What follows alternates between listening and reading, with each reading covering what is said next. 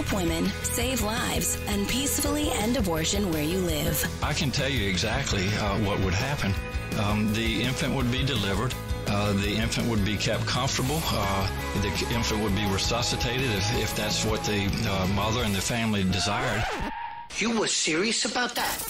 Be inspired to change hearts and minds by joining over 1 million volunteers taking part in the global movement happening in your neighborhood. She says, pray that I can get through this abortion. And I said, oh, no. So she went ahead and went into the abortion clinic.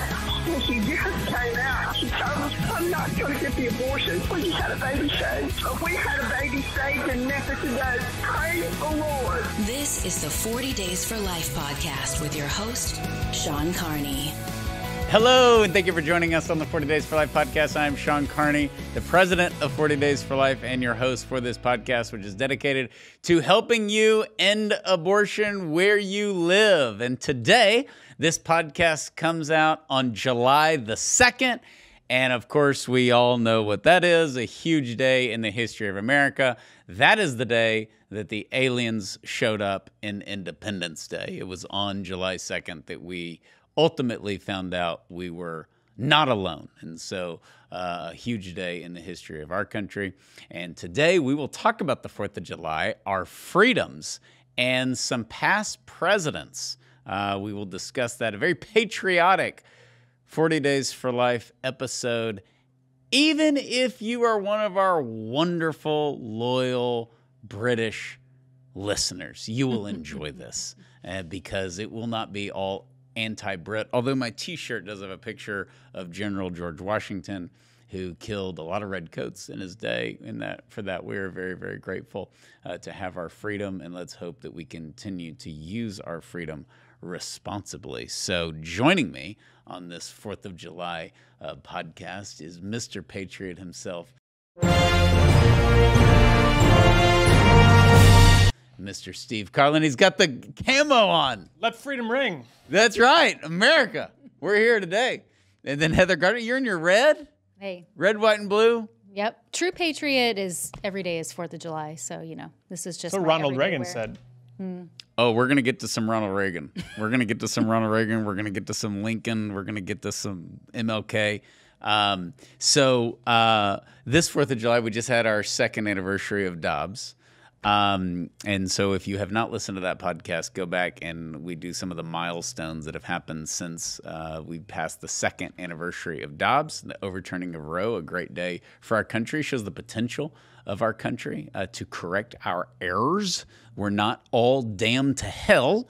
If you find a perfect country, let the world know they'll all move there. But apparently everybody has a dark history. But we have great potential also. We only have perfect states like Texas and Wisconsin. I agree with that. Interesting that we're in the same category as Wisconsin. Exactly. Very appropriate. I think Wisconsin is the Texas of the North in many ways. They're like from Wisconsin, then they're American. You love the 4th of July, which gets me stoked because I love the 4th of July. But you're having a party?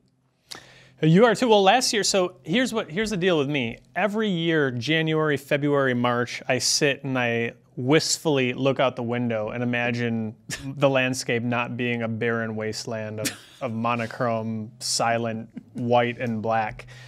And so last year I was doing this and I was like, I should have a 4th of July party. And then like summer comes, it gets busy. We got the Dobbs event in DC. I was like, I don't know, I'm tired. I'm just gonna like lay low. And then I realized if I wait all year before I do this, if I don't do it this year, winter's gonna come again and I'm gonna be all depressed that I didn't do it. So I have to do it. And so last minute, like a few days before the 4th of July, we're like, we'll just invite everybody we know because probably everybody has plans already. And we wound up in my little tiny yard with more than 100 people showed up. And so that's great. I'll bring up COVID first this time. Thank you. During COVID, we decked out my deck. I've got like these posts on my deck, and on one I've got the American flag, on the other I've got the Don't Tread on Me flag, and I've got like red, white, and blue bunting along the rails. Nice. And so we just renamed my deck Club Freedom. And so like now like there's people throughout. So it was named before. It was just the deck before, but now it's Club Freedom. Okay. And so our party we made flyers for it. It said Club Freedom presents Freedom Fest, a celebration of freedom. And so that's our That's our 4th of July party. Oh, Like that's it. awesome. That's really awesome. Yeah, we're having a ton of people over, and we normally have a lot of people, but it's all like family. But yeah, we're having a 4th of July party. That's happening. I got my family coming. We have Mary Lisa's family will be coming. There's going to be a lot of kids. It's going to be a lot of fun. My nephew and godson just got into the Naval Academy. Super proud of him. So anyways, it's going to be a great celebration. And I'm a big fireworks guy. Ooh, awesome. OCD. Every year, I'm not going to get that many.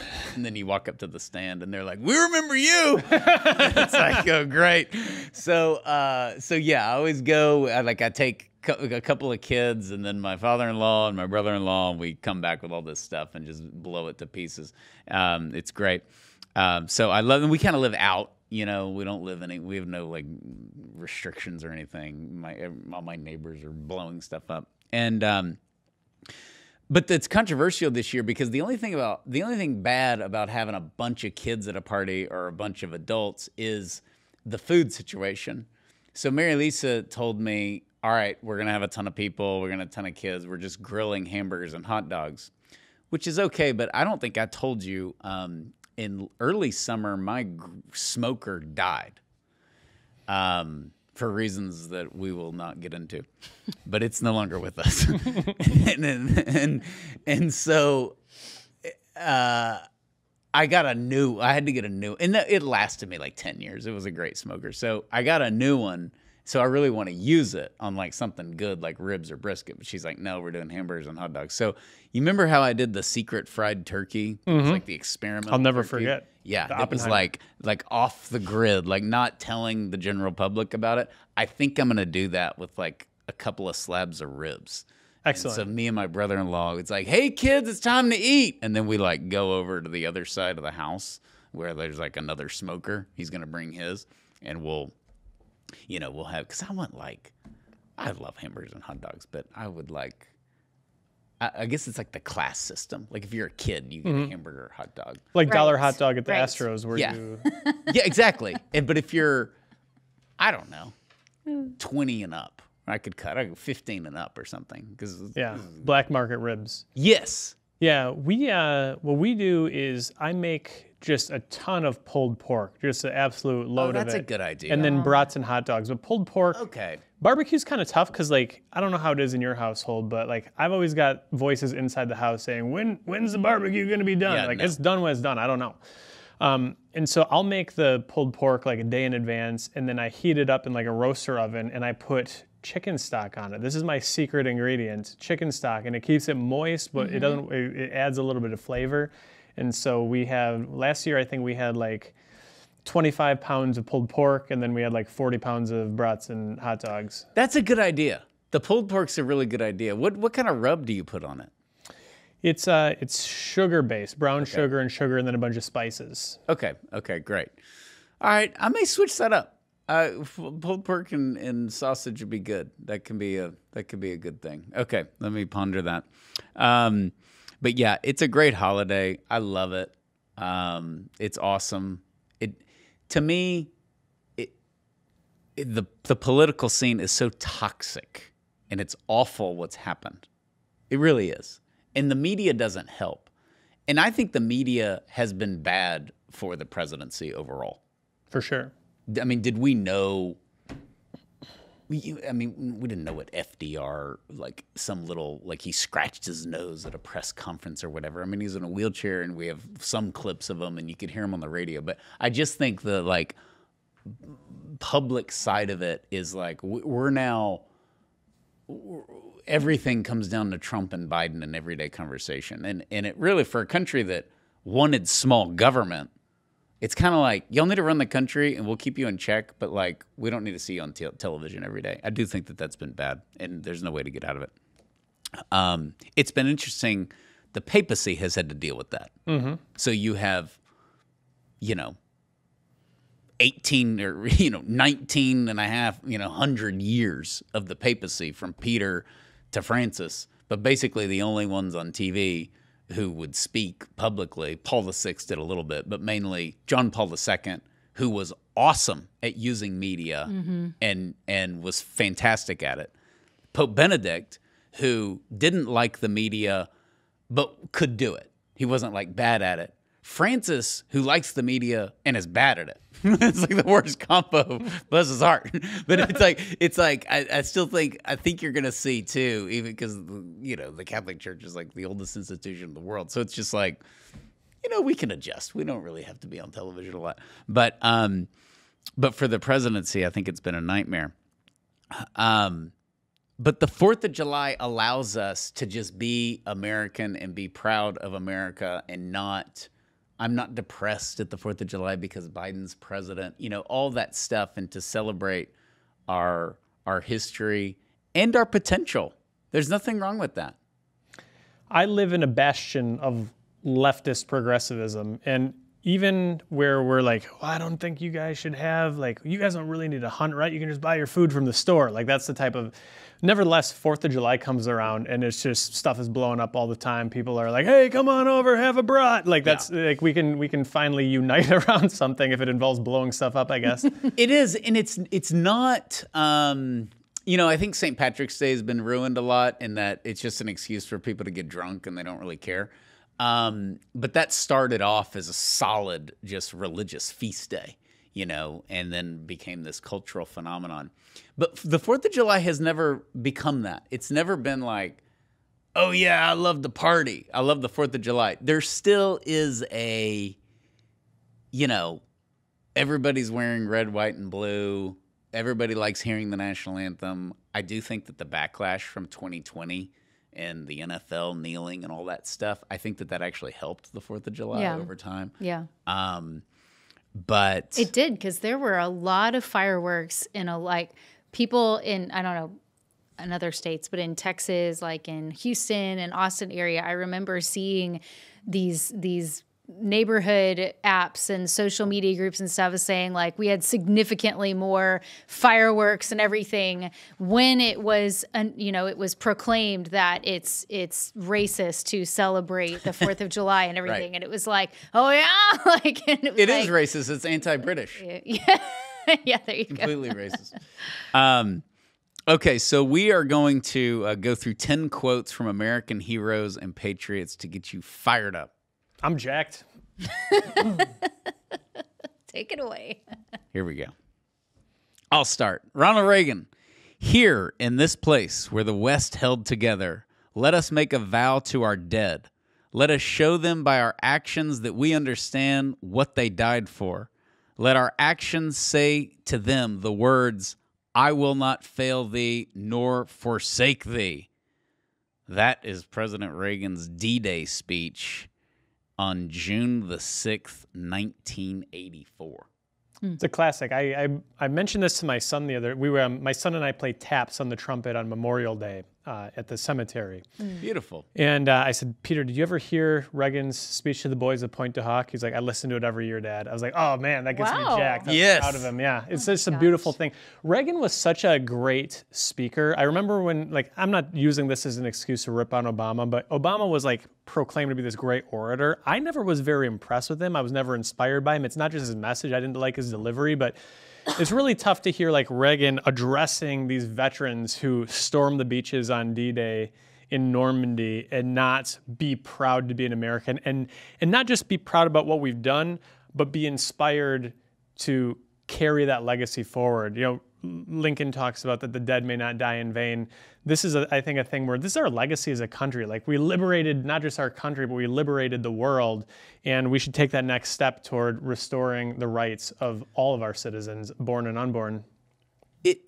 It's the birthday of our country, and so somebody can listen to you and say, okay, great, Reagan. Reagan is we hate Reagan. They go on a rant, and we can all do that, okay? But the 4th of July is our birthday, and we all know the sins of America. We know the problems in America. We know the past problems. We know the current problems. And you just don't talk about that on somebody's birthday. Mm-hmm. Your Uncle Bill could be a total loser and a dirtbag. But at his birthday party, you have cake, you sing happy birthday, you tell him you love him, and you move on. And the rest of the year, you tell him that he's an idiot and needs to get his act together. And I think that that has to be preserved at the 4th of July because we criticize our country the whole year. Yeah. Whether it be political parties criticizing each other or we're just all yelling about we have all these cultural things that are a mess. Abortion's a disaster, you know, for our country, past and current. The transgender stuff, like we're flirting with going away and becoming the Roman Empire. And that's very dangerous. So we shred it for 364 days a year. And then on our birthday, we're like, okay, just sing the Star Spangled Banner and shoot off fireworks and eat a rib and shut up. And I think people respect that. Yeah, overall. Heather doesn't. She lives in Austin. They hate our country. They turned me down. I hate this podcast right now. No, okay. So the next one is a really awesome one, of course, very familiar to anyone who is a patriot. We hold these truths to be self-evident that all men are created equal, that they are endowed by their creator with certain unalienable rights, that among these are life, liberty, and the pursuit of happiness. Of course, July 4th, Declaration of Independence. It was finalized on July 2nd. But thank you, Thomas Jefferson.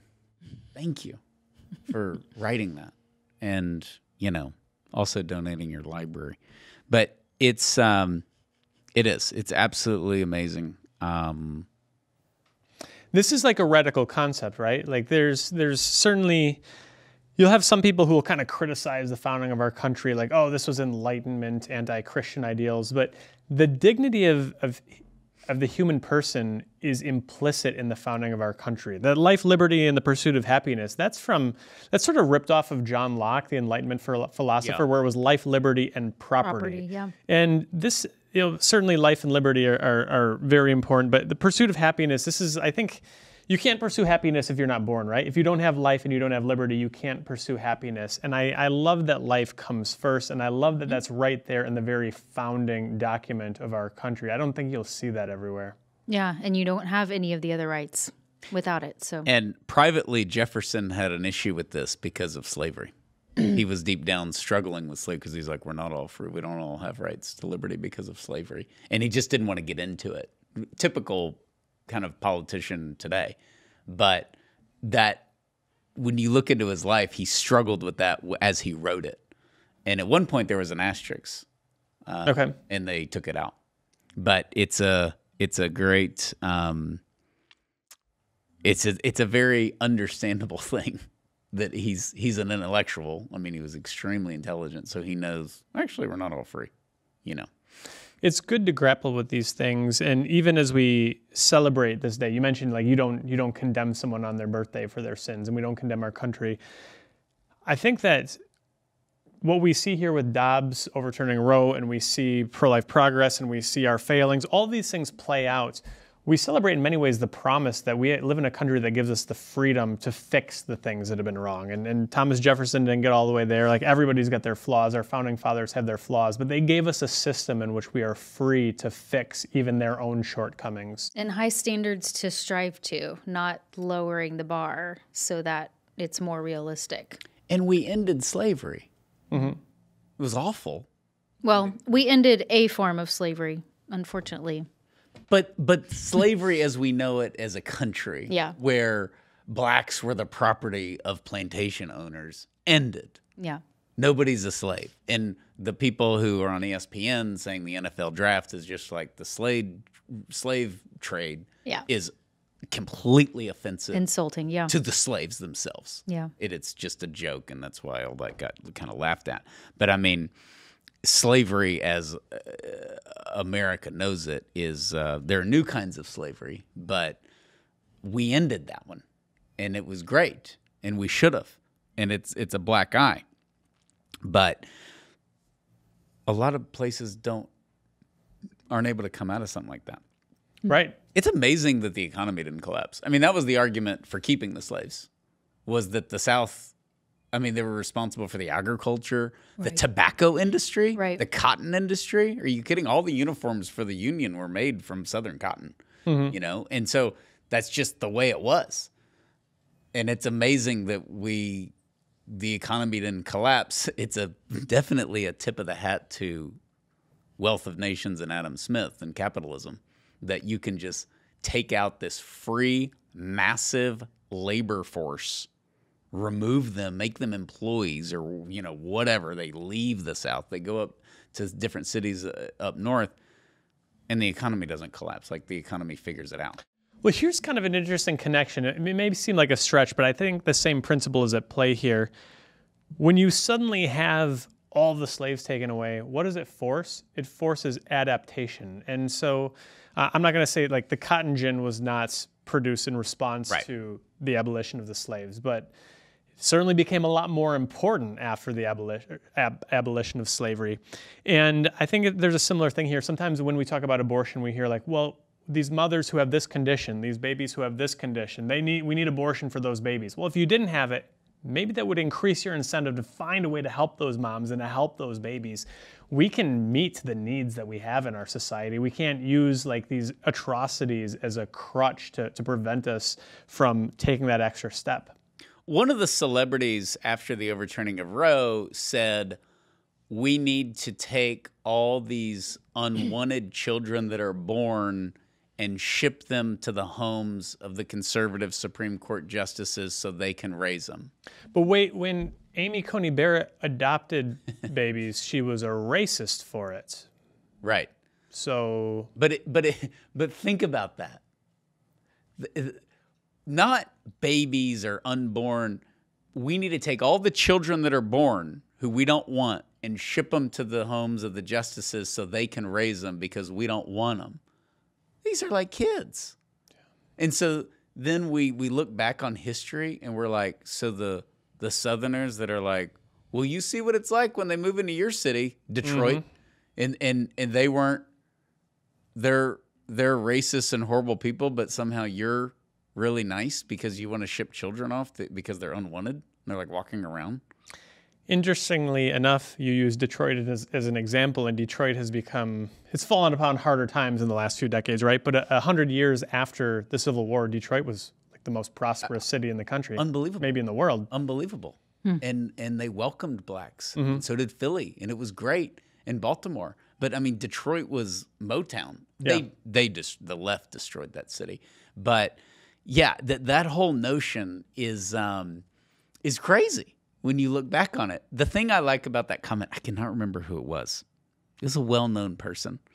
It was like the day of Dobbs. It's like, you know how you got the best comments the day that it's overturned? When poor Whoopi Goldberg's like, I remember the days we were stepping over the dead women in the bathrooms from their self-induced abortion. You're like, wait a second. What McDonald's was that at? But the problem with saying we need to ship the children up because they're unwanted and they need to go live with Kavanaugh is, so if we don't abort them, they'll be alive. They've assumed that abortion is murder. We've never had that. Never had that. So, okay, I don't know how we got off on that. Why don't you cover our feminist friend? Oh, why? Because you're a woman. What is a woman? Yeah. When we consider what women are treated as property, it is degrading to women that we should treat our children as property to be disposed of as we see fit. This is the early feminist Elizabeth Cady Stanton, who was one of the original suffragists. She's a bad feminist. Yeah. Very pro-life. Can't believe it. I love so much. This is why I love Feminists for Life, the pro-life organization Feminists for Life, because they are true to the feminine genius and the original idea of feminism and the original feminists, the first wave feminists, where they did fight for, the right to own property and the right to vote, and also the right to not kill your children and be coerced into killing your children. And it's so funny how our nation has forgotten about that. I remember, did y'all see that Saturday Night Live where they had, which I almost never watched, but they had a skit with Susan B. Anthony? No. Yeah, they did. It was like a couple of years ago. I don't know, but they did this whole thing where, they were talking about all the things that she did and fought for. And then at the very, very end, she said something like, I'm pro-life. And they were like, okay, and now we're finished with the tour. It was like, wait a minute, what are they saying? What, like, they're flat out admitting, okay, she was pro-life, and we should ignore that and we should censor that. Like, that was actually what they were putting. It was funny. It was That's great. I can't believe they put that in there. Yeah, I couldn't believe it either. But yeah. Anyway, so the early feminists were pro-life. Elizabeth Cady Stanton, Susan B. Anthony, Lucretia Coffin Mott was another one. There are so many of them. They were amazing. Alice Paul. But they, I think, were trying to also stay true, going back to our founding fathers, in equal rights. Men and women are created equal, that everybody was included in that. I'll let you do the next one. All right. This is gold. You want to get pumped about the 4th of July? Yeah. We don't need to look back 200 years necessarily. Bring in Mr. Sam. Justice Samuel Alito, on behalf of the United States Supreme Court. Roe was egregiously wrong from the start. Its reasoning was exceptionally weak, and the decision has had damaging consequences. And far from bringing about a national settlement of the abortion issue, Roe and Casey have inflamed debate and deepened division. It is time to heed the Constitution and return the issue of abortion to the people's elective representatives. Dobbs v. Jackson Women's Health Organization, majority opinion, June the 24th, 2022. Yes, sir. Our listeners need to know most pro-abortion advocates have never read that or heard about it. And this is why did the Supreme Court overturn Roe? Because it's made of conservatives and Donald Trump is evil and they want to lock women up. Okay, but where did they say that? Like, they have to give an opinion. There has to be a dissent. The dissent was really bad from the left. I'd be really mad if I was for abortion. The dissent was pathetic. You go read the dissents, the dissent for the gay marriage case. Yeah. It's the only time they all wrote one, all conservatives. They're usually just one. Somebody writes it on behalf of everybody. They all wrote one. They're phenomenal. Alito's is phenomenal. We have to now whisper our beliefs in the comfort of our own homes out of fear of retribution or loss of employment. Scalia's is actually really funny, but very intellectual. But they all went to bat for us. If you want an inspiring document of America, read the dissents from the gay marriage case. We've talked about that before. But Alito, this is so brilliantly written. This is the start of it, obviously, but egregiously. When I saw that with the leak, Roe was egregiously wrong. Like, that is the first thing I saw. I pulled it up on my phone when I think you texted me whenever the leak happened, and it was just like, oh, like they're going to overturn it, not just overturn it. Yeah, sometimes the Supreme Court leaves these decisions where you're like, what happened? Like, remember the Obamacare case where like the reporters rush out and they said they struck down Obamacare, and then the next wave came and like, actually, no, I don't think they did. And you get these decisions sometimes where you're like, is it going to be 5-4? Is it going to be 6-3? And it's like 4-2 to 3. You just can't follow what's going on. This one, like you said, you knew what you were getting immediately. There was no second guessing what happened. Leak, final decision, and anything in between. I got a lot of problems with you people. It was. But the whole thing, everybody should read that. The overturning. You don't have to read. I think it's like 75 pages or something. But you need to read the summary. That's the start of the summary, and it's so well written. It's just very, very well done. And it articulates why Roe was egregiously decided and why it needed to be overturned, and why, when they argued Dobbs, any logical human would have overturned Roe. Okay. This is great. President Abraham Lincoln. I believe this government cannot endure permanently half slave and half free. I do not expect the Union to be dissolved. I do not expect the House to fall, but I do expect it will cease to be divided. It will become all one thing or all the other. That's his House divided speech on June 16th, 1858. See, a lot of the great Lincoln quotes, in my opinion, are from the 1850s, because that's kind of where it's like the buildup. I mean, once the war is going on, and certainly, right after, before he's killed, it's just different, right? I mean, you won. But early on, and Lincoln he had, a lot of different turns along his road.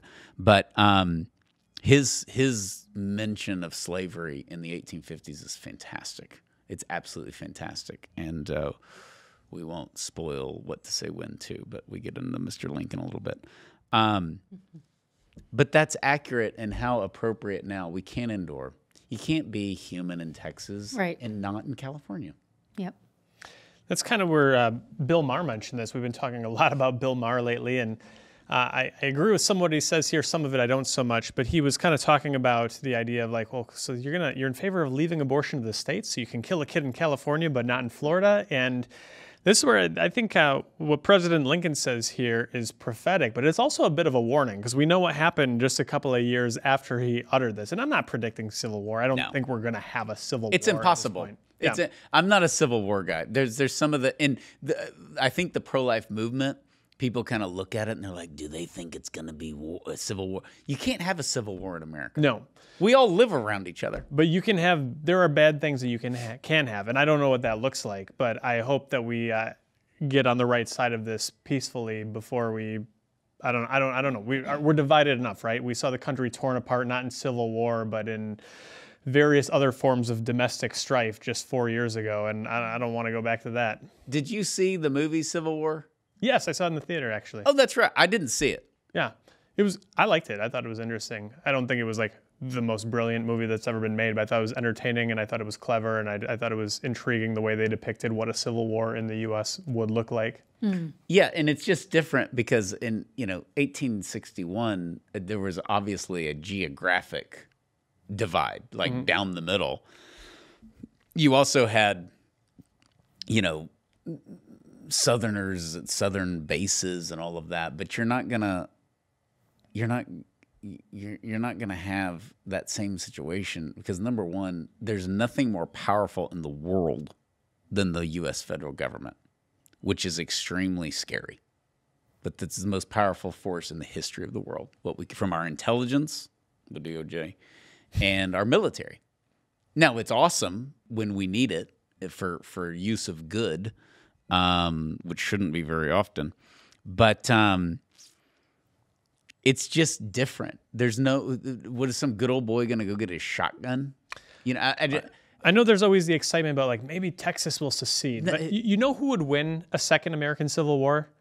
China would win the second American Civil War.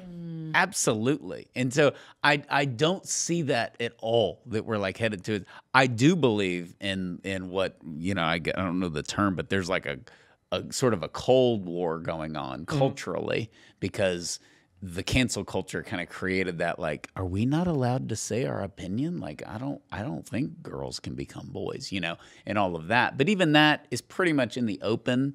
And I don't know. I don't see that happening at all. But the abortion analogy is the slavery analogy to abortion is perfectly appropriate. It's the only one we have. Right. Yep. Number 6 here. This is a favorite of mine. Catherine Lee Bates. These are lyrics from America the Beautiful, the lesser-known second verse. America, America, God mend thine every flaw. Confirm thy soul in self-control, thy liberty in law. Great. I love America the Beautiful. I think I've said that on the podcast before, but I'm one of those guys. I'm not like, get rid of the Star Spangled Banner because of slavery or something like that, but I just think this would be a better national anthem. I love America the Beautiful, and I'll make a plug for everybody. Spend your 4th of July. Watch the Ray Charles performance of it on the National Mall with fireworks in the background. It'll bring tears to your eyes. Yes, good one. We'll link to it on the show page. Oh, there you go. That's a great idea.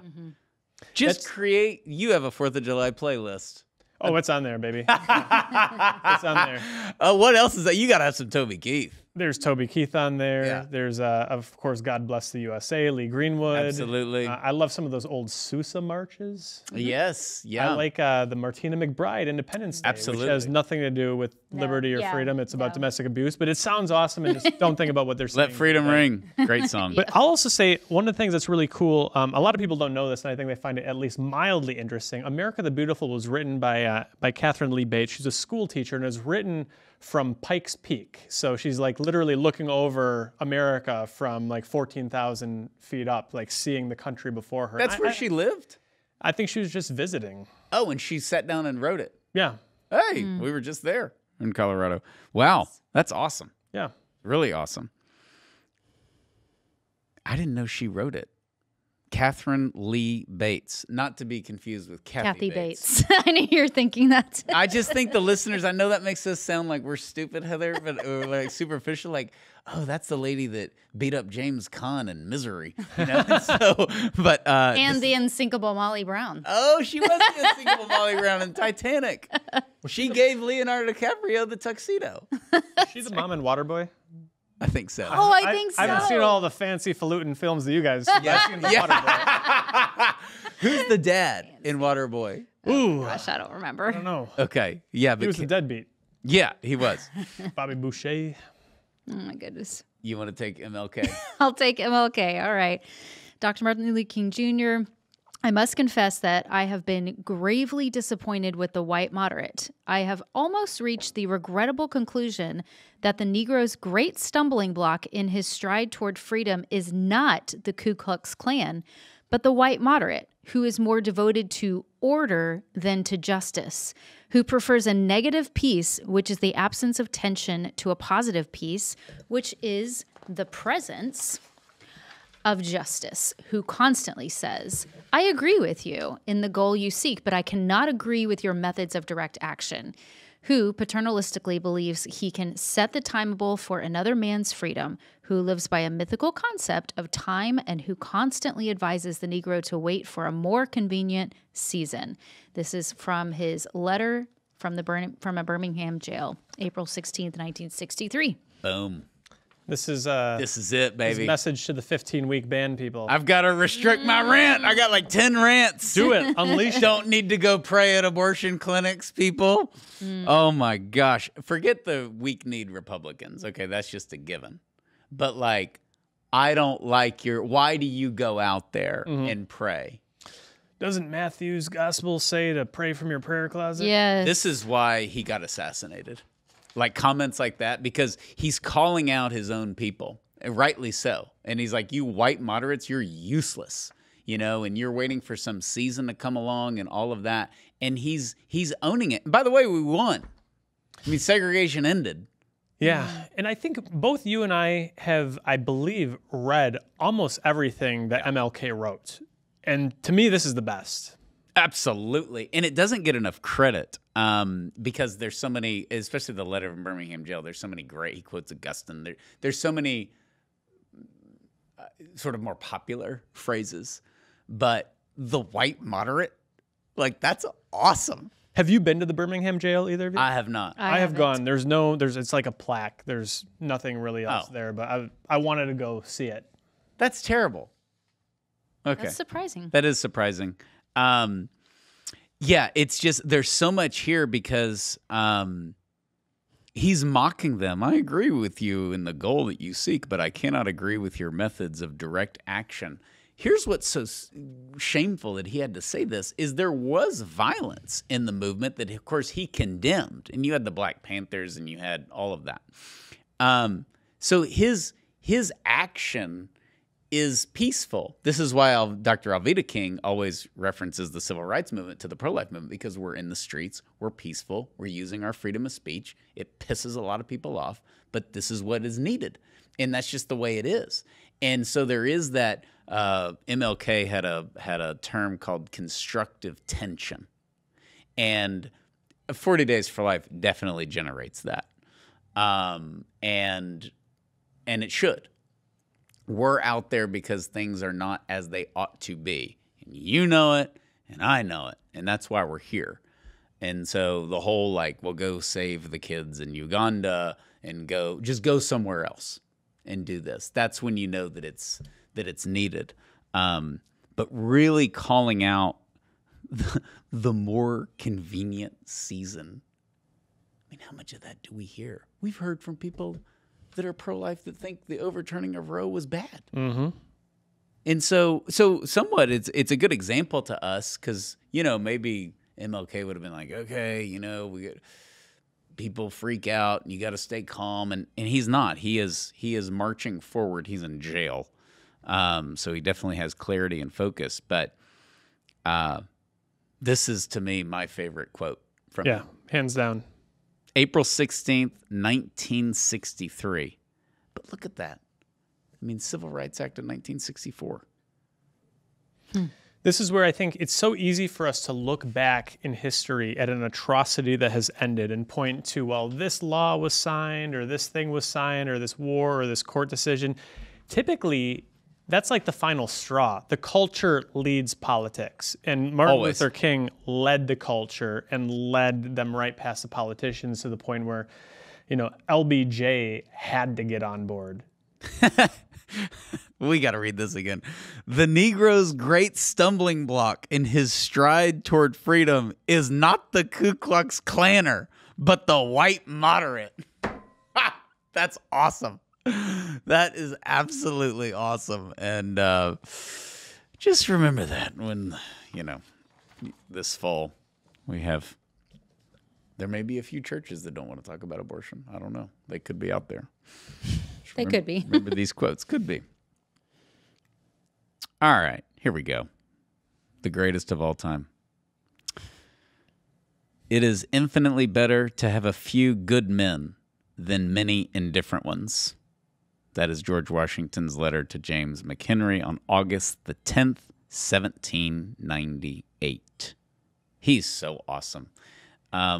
One of the funny things about Donald Trump is that he exaggerates things. I don't know if y'all have noticed this. Interesting. But he did an interview like 6 months ago, and I was like, he really can't go. Like every time you think he's not going to say something, he says it. And it's crazy. I think,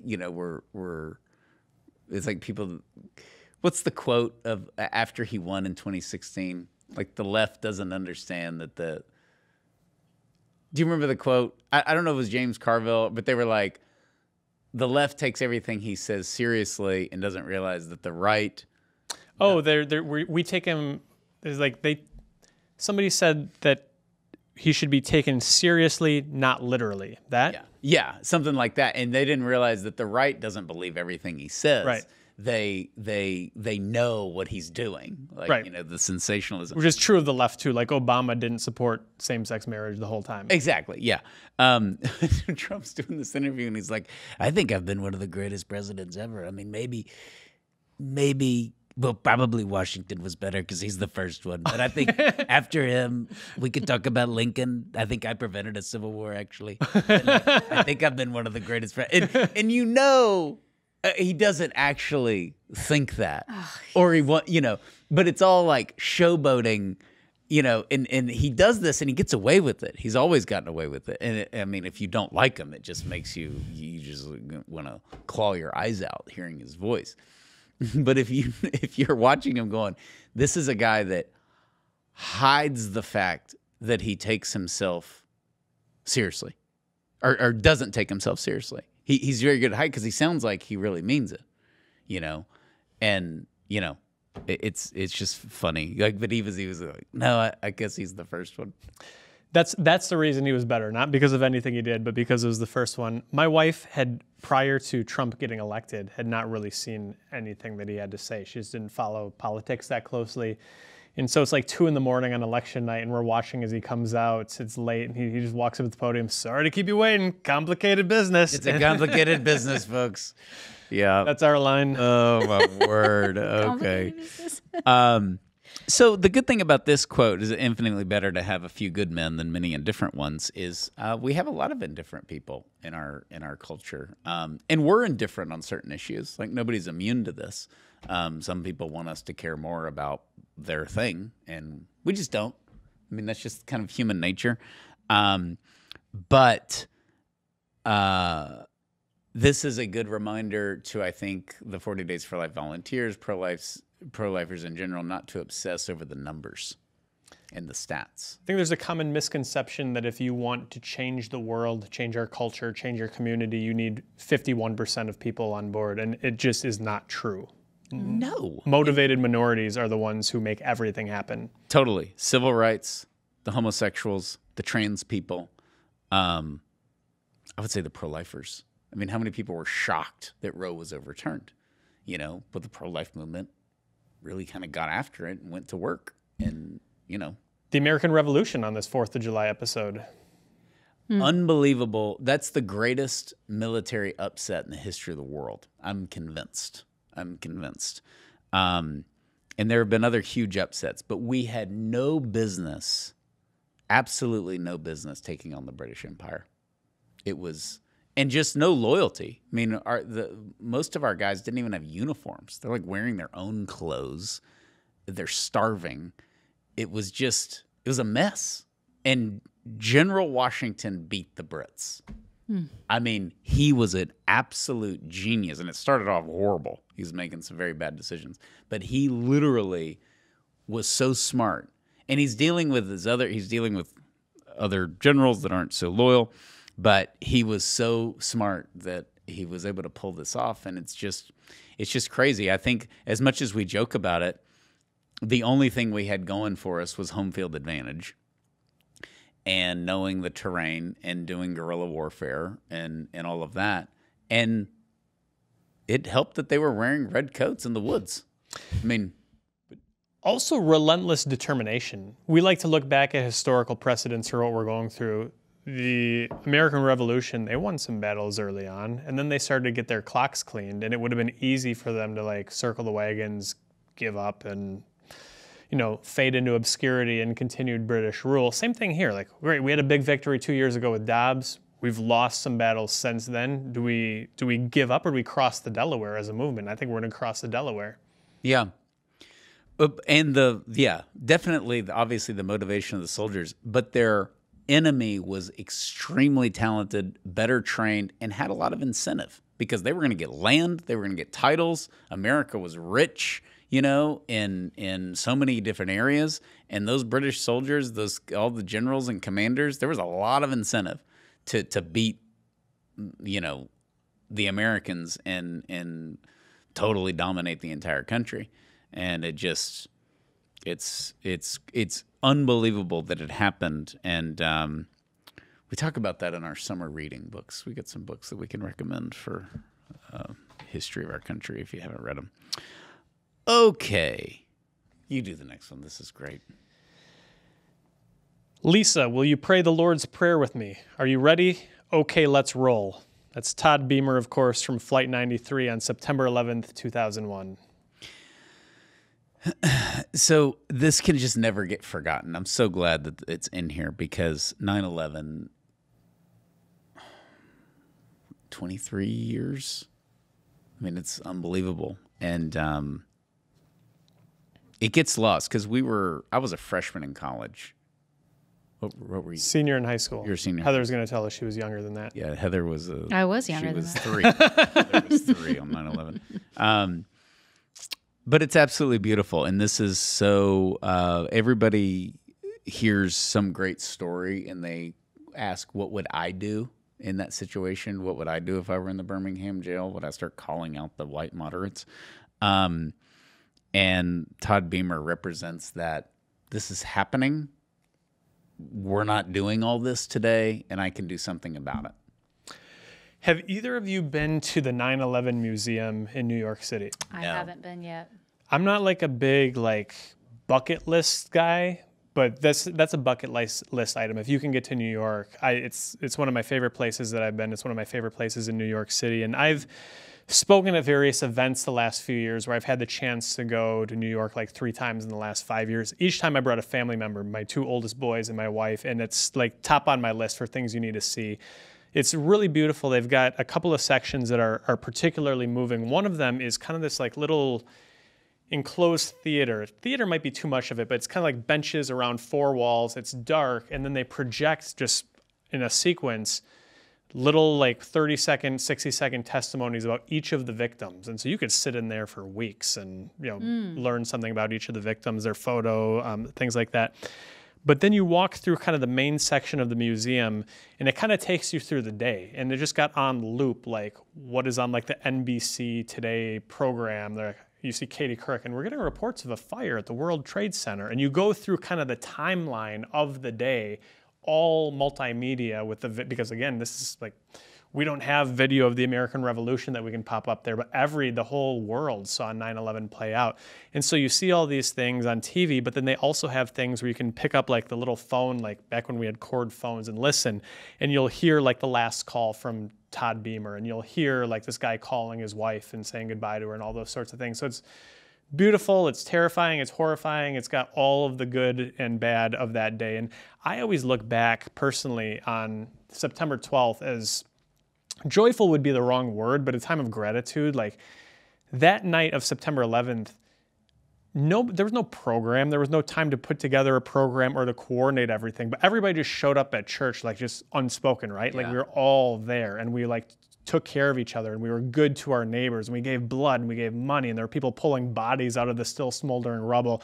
I think that's like one of like the last, would we have that today? I don't know, but I think we can again. We would have that. If another 9/11 happened, we would have that. It's hard to root that out of the fabric of a country, because on September 10th of that year, you would have heard like our parents saying, okay, well, we would never do that now. You know, when Kennedy was killed, we all came together and, you know, all this stuff. And you just, every generation does that. But I think that's hard to get out of the fabric of our country. That's sort of where I think, to go back to Trump from 2016, where he kind of landed the knockout blow, was in that primary where Ted Cruz said, well, Trump has his New York values. Let me tell you about New York values. Yeah. Ted Cruz just totally walked into that. And as he was saying it, I was like, Trump's going to go 9/11, and he did. That what a terrible thing for you to say, Ted. That's awful. You know, and he just walked right into it. And so, yeah, it's an inspiring quote, and the movie is very, very good. I haven't seen the movie. I saw something, I can't remember the title, but Adam Sandler was in it. That wasn't the Reign Over movie. Me? It was where they were like a call center for therapy for after 9/11 or something like that. It's very sad, but he's... Sorry, go ahead. Well, he's essentially suffering from depression, and it's really sad, but it was a really moving film because we lived through the actual event. But now, while not a terrorist attack, kind of going along the lines of that, Hurricane Harvey hit not that long ago in Houston, and there was a lot of people that came together, you know, after that. Yeah, I mean, Harvey is still the biggest natural disaster in the history of our country. Yeah, bigger than Katrina. Mm-hmm. Oh yeah. Which is crazy. Because Harvey lasted 5 days, and it just wouldn't go away. Just sat there and flooded. It was 5 the whole times city. the amount of rain as Katrina. Yeah, it's pretty unbelievable. So,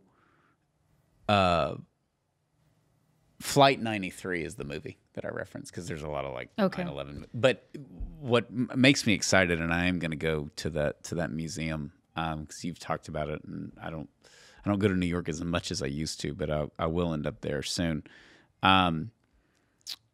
But they do that sequence in the movie.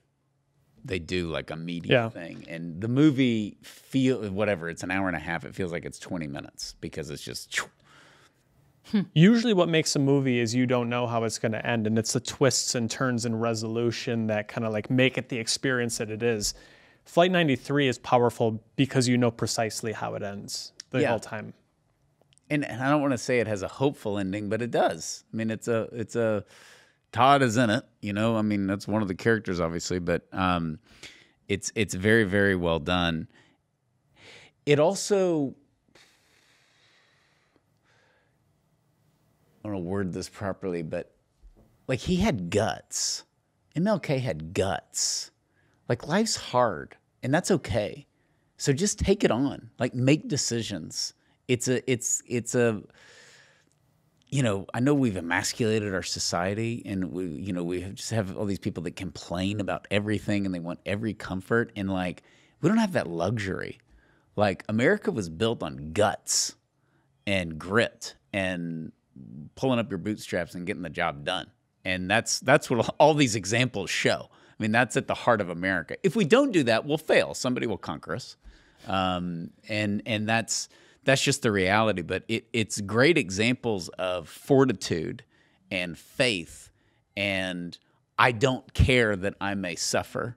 I'm going to do the right thing, and I'm going to put my life on the line. And that is so important. And I think that the pro-life movement has that. I think that's why we've made so much progress.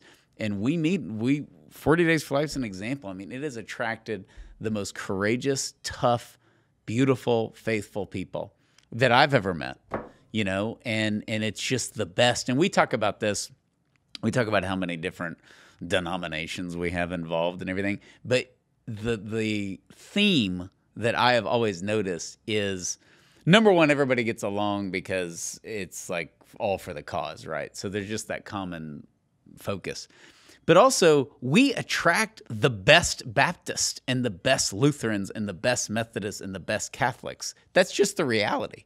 It's people that are wanting to take their faith out into the world for good reason, you know, for hopeful reasons. And that's always good when things just attract the best people. And, you know, I don't know. I know you've listened to the Jocko Willink podcast before, the retired Navy SEAL, and maybe, as far as I know, his best known, most famous clip from his podcast is he talks about failure. Like, oh, you didn't get the job you wanted? Good. Yeah. You didn't get the promotion? Good. Your project didn't get approved? Good. More time to get better. And like sometimes it can be easy to kind of just dismiss that as like, oh, right. Yeah, rah, rah. But it's true. And we need to recognize that in the pro-life movement, because it's like baseball, right? If you fail in baseball 70% of the time, you're one of the best hitters in the league, and that's rare. I think same thing with pro-lifers. Like most of the babies we've talked about, we do not save. And my response to that would not be good. But these setbacks that we face, all right, well, let's keep going. MLK went to jail. Todd Beamer died in the plane. All of these people had to pay a price, and there's no cheap victory. There's no, as you've quoted Fulton Sheen before, there's no victory without the cross. There's no salvation without the cross. So let's carry our cross and come what may, and have the guts to see it through. Yeah, it's so true, and we've just got to keep going. We got to have fortitude. Okay, Sojourner Truth, I love her. If we laugh and sing a little as we fight the good fight of freedom, it makes it all go easier. I will not allow my life's light to be determined by the darkness around me. Man, we need this. Mm-hmm. I mean, just the complaints and the world's going to hell in a handbag and all this, and it's like, just shut up and keep going. Like, pick up a broom and move on. Don't tell me how dirty the kitchen is. Clean it up. And she did that. She's great. I had to write a 25-page essay on her in college. Nice. It was awesome. Yeah, it was great. She's one tough cookie. That's no doubt. Okay. Heather? These are honorable mentions. These are honorable mentions. I threw these in after Steve wrote this already. So I have another president, Teddy Roosevelt. Here is your country. Cherish these natural wonders. Cherish the natural resources. Cherish the history and romance as a sacred heritage for your children and your children's children. Do not let selfish men or greedy interests skin your country of its beauty, its riches, or its romance. And he said that in 1907, and now I'm blanking what the occasion was that he spoke this, but it was really a great quote, I thought. It's a great quote. Teddy Roosevelt. All right, Frederick Douglass, the life of the nation is secure only while the nation is honest, truthful, and virtuous. That is his speech on the 23rd anniversary of the Emancipation. That's a scary quote. Yeah, 1885. Mm-hmm. That's a very scary quote because we're not honest, truthful, or virtuous. That's what I kind of thought too. Like, there's a lot of dishonesty in our world. Everybody's thinking that. Yeah. Who's listening to this? I mean, that we're not those things. If we can tell ourselves we are, we have been at times and all of that. But I don't think anybody would label America virtuous. Not right now. Not right now. I mean, we are, and we talked about this on the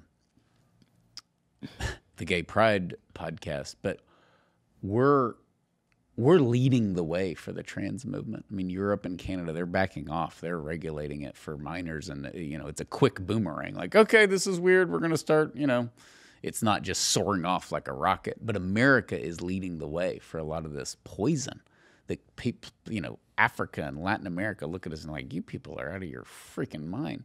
And we are. So it's good. We call Frederick Douglass calling us out. I think for a lot of years we'd be like, oh man, if we're not careful, we're only like 5 or 10 years behind Europe. And now we're still saying that, but we're actually ahead of Europe. We're in most ahead of cases. Europe. I think Canada is still worse off than we are by quite a stretch, but we're trying to close the gap, it would appear. Yeah. Yes. And I liked this next one, author Henry James. I believe I actually read his book, The Portrait of a Lady, in college. It's been a while. But this quote, see if you can think of what it reminds you of. I think patriotism is like charity. It begins at home. So for me, that automatically reminded me of Ronald Reagan. All great change in America begins at the dinner table. Very patriotic. We mentioned Jordan Peterson before, but he's on this whole theme recently about we underestimate that you're like, the Roman Empire fell. It's just this big thing that fell. And it all starts with individuals. You can look at the sins of the Old Testament. You can look at the sins of the Catholic Church would be a great example. Like the sins of a particular priests or bishops that then just little decisions that they made every day that turned into big things that impacted millions of souls. Mm-hmm. And that's why this quote, it isn't just like a bumper sticker that sounds nice. It starts around the dinner table. It really does. Mm-hmm. And you can virtuously live your life every day and it will multiply. You can sinfully live your life every day and it will multiply. It's amazing our blindness to the fact that our sins impact other people. We just think we can kind of do whatever. It's a victimless crime. Yes, a victimless crime. Yeah. And so, which of course God mentions throughout Scripture. Wait. Okay. The last one. This is still you. It's fine. Yeah. Condoleezza Rice, the essence. Remember, you're reading all the women quotes. That's right. That's right. Because I'm a woman. The essence of America, that which really unites us, is not ethnicity or nationality or religion. It is an idea, and what an idea it is, that you can come from humble circumstances and do great things. And this is her address at the Republican National Convention in August of 2012. It's pretty.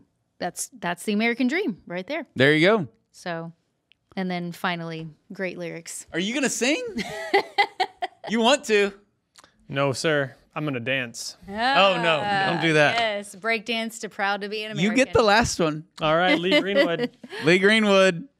And I'm proud to be an American where at least I know I'm free. And I won't forget the men who died who gave that right to me. And I'd gladly stand up next to you and defend her still today because there ain't no doubt I love this land. God bless the USA. Woo! Yes. Amen. All right. This is great. I'll check out the pulled pork option. Everybody have a wonderful and safe and happy 4th of July. Celebrate our country on our country's birthday and resolve to fix her. We need you to help fix America. And many people in other countries are hoping that we fix our country because it impacts them when we don't fix it, and it impacts them when we do fix it. So a great day to pray for our country and pray gratitude for those who gave us our nation. Pray for those who are protecting our nation currently, and pray for those who are trying to reform our nation, that they have fortitude and that they have strength. So happy 4th of July. Please rate, review, and share this podcast, and we will see you next time. God bless you.